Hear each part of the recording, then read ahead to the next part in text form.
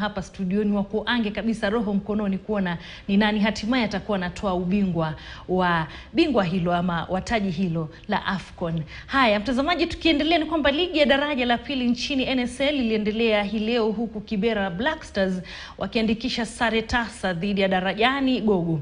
Naivas nao waliwanyuka Mara Sugar mabao 3-2. Mulembe United wakawazaba Migori Youth mabao 2-0, huku Dimba Patriots wakipokea kichapo cha bao 1-0 kutoka kwao Coast Stima.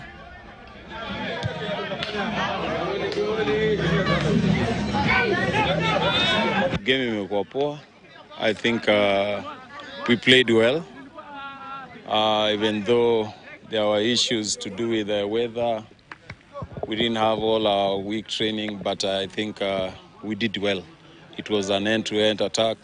I think in terms of this display, we also did well. So I think we missed quite a number of chances. I think we should have carried the day. But our opponents also played a nice game. Kunakuwa na challenges kidogo, but anyway, tumemiss chances mingi na wao pia wamemiss chances. But we are fighting back, although watu wangu walitoka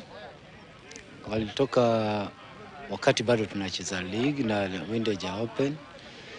Naona sasa hapo ndio ameniletea main key midfielder, offensive wangu wakatoka, central defender wangu wakatoka, main players walitoka.